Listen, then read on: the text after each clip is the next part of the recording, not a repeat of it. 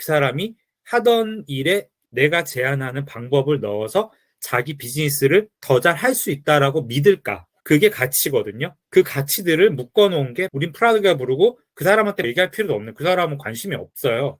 코드브릭이라고 일하면서 돈을 더 많이 벌 수 있으면 되는 거예요. 우리가 제공하는 밸류가 10개지만 그 중에 하나만이 워킹할 수도 있는 거예요. 그럼 그 하나가 그 사람한테는 다인 거예요. 백로그는 유저 스토리라고 하는 거, 매니징 한다는 거는 말 그대로 한 번 만들고 나서 계속 손을 보거든요. Prioritize needs. PO가 뭘 많이 해야 되냐? 뭘 잘하는 PO가 좋은 PO냐? 이 두 개가 가장 사실은 넘버원, 넘버2인 거예요. 비전은 사실은 여러 사람이 제안하고 디파이닝 하긴 해요. 프로덕트 매니저가 있는 회사는 프로덕트 매니저가 비전을 가지고 가긴 해요. 그 사람의 고유 롤이라기보다는 주로 누가 하냐? 그렇다고 프로덕트 오너가 안 하는 건 아니에요. 프라이어타이징을 하고 프로덕트 백록을 매니징하는 거는 누가 봐도 PO의 고유 롤이다. 왜냐하면 PO는 개발팀하고 가깝게 일을 해요. 개발팀은 리소스는 한정되어 있기 때문에 프라이어타이징을 하지 않으면 움직일 수가 없는 머신이라고 봐줘야 되는 거예요. 그 우선순위가 왜 나온지에 대한 레셔널을 전달해줘야 돼요. 그게 세 번째고, say no는 먼저 말씀드리면 PO는 decisive 해야 된다는 얘기를 하고 있어요. 가설을 세우는 거, 디렉션을 만드는 것도 어려워. 현지를 잘 모르고 현지 사람들은 나보다 더 잘 많이 안다고 생각하기 때문에 결정을 내려주기가 힘든 거예요. 결단력이 있어야 되는 사람이 PO인 거예요. 어떤 회사는 미니 CEO다라는 표현을 하기도 하거든요. 그게 saying no고, being available PO가 나를 따르세요. 이 방향으로 가는 게 맞다고 생각합니다라고 해서 프레임을 딱 짜가지고 유저 스토리를 전달하고 와이프레임 설명하고 믿게 만들었어요. 근데 거기에 나오는 것들을 그냥 믿어야 되는 것들이거든요. 가설이 설정돼 있으니까 듣는 사람 입장에서는 그 자리에서 귀찮아가지고 얘 알았어라고 할 수도 있고 진짜로 바이인 해서 오케이 할 수도 있는데 실무를 할 때는 퀘션이 막 떠오를 수 있거든요. 디자이너나 개발자들이. 그러면 어떻게 해야 돼요? 그 말을 한 사람을 바로바로 찾아야 되는데 궁금증이 머리에 있는데 슬랙에 말을 걸었는데 답을 하지 않아. 그러면 굉장히 오프돼요. 인텐시브 레벨이 확 내려가요. 컨텍스트가 전달이 잘 안 돼요. 여기서 얘기하는 거는 최선을 다해서 스크럼에 있는 사람들이 연락을 할 때 어베일러블 해라. 왜냐하면 그 사람들은 질문을 가지고 있다. PO가 주장하는 것들을 머리에 담고 실무에 갔더니 물음이 항상 떠오르기 때문에 사실 PO도 답이 모를 때가 있어요. 그럴 때 어떻게 하냐? 질문으로 받으면 돼요. 그런가요? 그럼 어떻게 하면 좋을까요? 디스커션으로 몰고 가면 돼요. 질문한 사람 보통 답을 머리에 갖고 있거든요. 답을 스스로 말하게 하는 것도 방법이에요. 뭐 하는 사람이 뭘 해야 돼요? 최소 이거는 하자. 이런 신텍스 얘기도 하고 있어요. 문장의 구조. 여러 가지 방법을 많이 해봤는데 이것만큼 실패율이 적은 유저 스토리 문장 구조가 없더라라는 거예요. 뭘 하고 싶냐? 왜? 이건 거죠. 우리는 대변인인 거예요.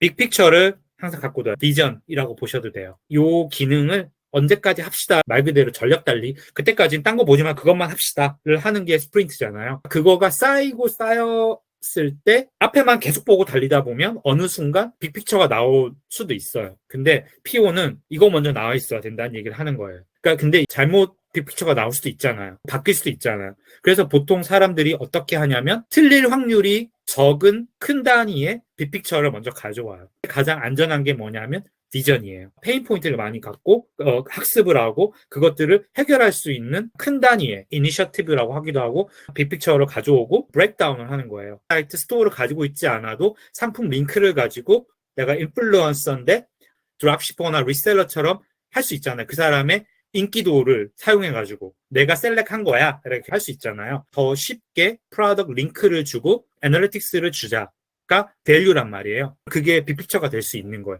그걸 위해서 뭘 해야 되는지를 개발자가 뭘 해야 되는지 이해할 수 있는 레벨까지 쪼개줘야 돼요. 빅픽처를 듣고서 일할 때는 모를 수도 있어요. 하지만 PO는 항상 한쪽에 갖고 있어야 한다. 한 발짝 한 발짝 나갈 때 그 방향으로 가는지를 늘 알아야 돼요. 왜냐하면 옆으로 나갈 수가 있어요. 이를테면 이 길로 가자라고 했고 프로덕트 링크만 가져오라고 했어요. 개발 막 하다 보니까 링크뿐만 아니라 뭐 이것도 갖고 오고 여기에 북마크도 있고 이 스토어에서는 이 프로덕트를 좋아하는 사람은 you may like this 밑에 서제션도 주더라고요. 이런 갖고 오면 어떻게 얘기한단 말이에요. PO는 뭘 해야 되느냐? 우선 하기로 한 게 무엇입니다를 한 번 더 얘기를 해야 되고 이걸 함으로써 빅픽처로 갈 수 있다를 주지를 시켜줘야 돼요.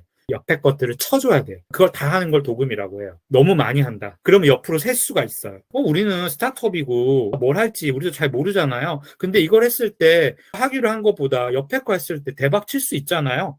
그럴 수 있어요. 하지만 우리가 세운 가설은 우선 이거를 해보고 나서 빨리 결과를 보고 나서 다음 스텝을 하는 거기로 합의를 했으니까 이걸 해야 돼요. 옆에 걸 하기 위해서는 다른 가설이 필요해요. 그럴 때 어떻게 되냐? 그거를 버리면 안 돼요. 개발자들은 하고자 하는 걸 하지 말라고 하면 제일 기운이 빠져해요. 에너지를 꺾을 필요는 없어요. 티켓을 하나 만들려고 하면 돼요. 옆에다가 곱게 놔두면 돼요. 개발자한테 얘기하면 돼요. 이걸 하고 나서 해봅시다. 이게 빅픽처를 가져와라라는 거의 주요 핵심이고요. decisive한 거, 앞에 나오는 거, saying no랑 연결돼 있는 거예요. need to have로 정했다는 거예요. 주변 사람들, 아이디어 막 들어와요.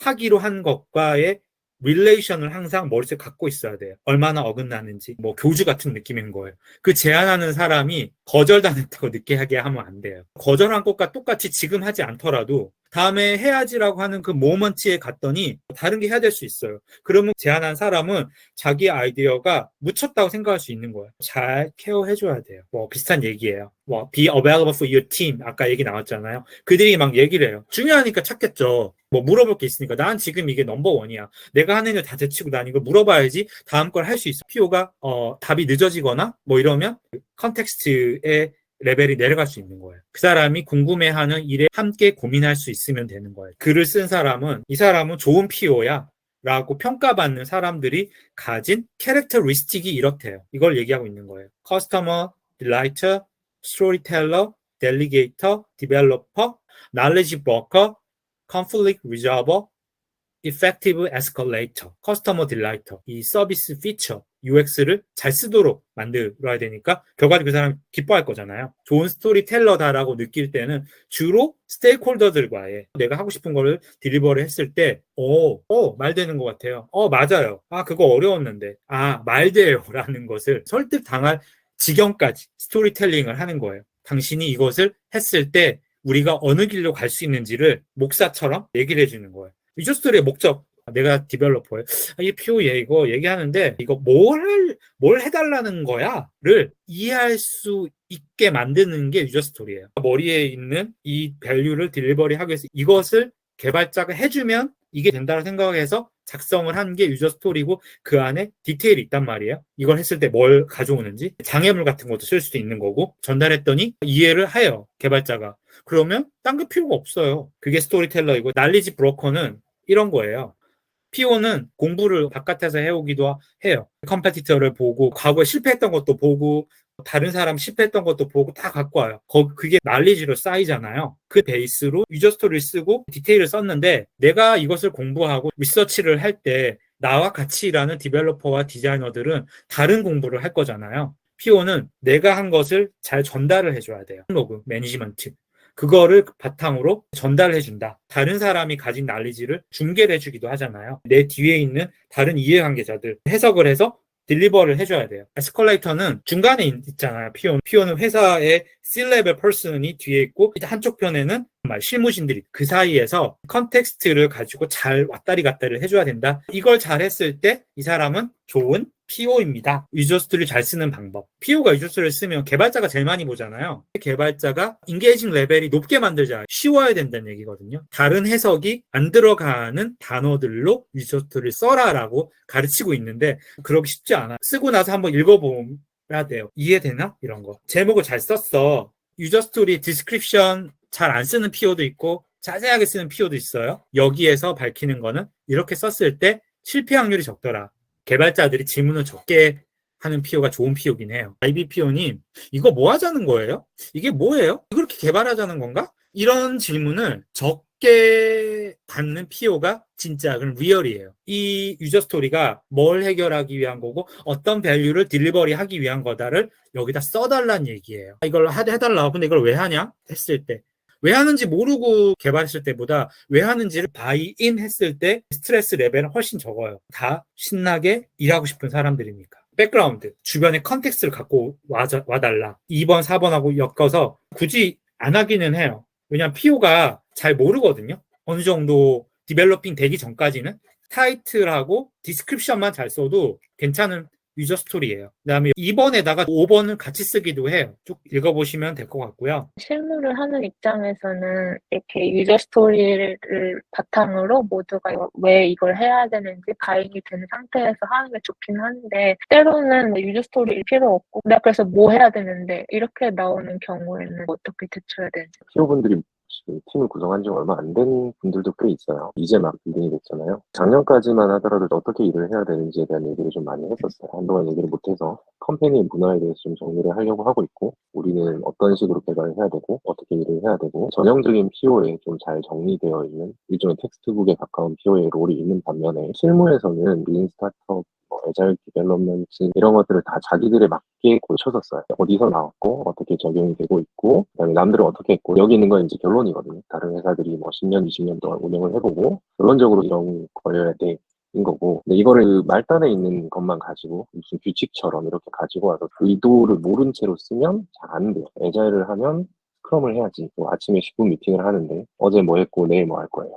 아무도 안 들어. 이런 게 사실 애자일은 아니거든요. 뭐 애자일 개발 방법론 하고 매일매일 스크럼 하고 2주 단위로 일정을 자른다. 뭐 이러면 애자일 개발 방법론을 써요라고 얘기를 하는데, 천천히 들여다보면 아침에 이거 왜 하나요? 우리 스크럼 안 하면 안 되나요? 뭐 이러면 왜 하는지 이해를 못한 거죠. 그래서 아까 그 질문에 뭐 유저 스토리를 잘못 쓴 걸 수도 있는데, 우리가 생각하는 유저 스토리도 여러 가지 층위가 있어요. 프로덕트 측면에서 보는 유저 스토리와 지라에 등록하는 유저 스토리는 또 다른 얘기일 수도 있어요. 유저 스토리라고 얘기했을 때 똑같은 레벨의 이해를 가지고 유저 스토리라고 부르는지는 얘기를 많이 해봐야 돼요. PO 입장에서 유저 스토리라고 하면 프로덕트를 설명하는 유저 스토리일 수도 있고, 프론트나 뭐 세일즈 팀에서 올려주는 스토리가 있을 수 있어요. 이거는 이미 안정적으로 구축되어 있는 아키텍처가 있는 그 제품 내에서 특정 피처 안에 있는 디테일한 스토리예요.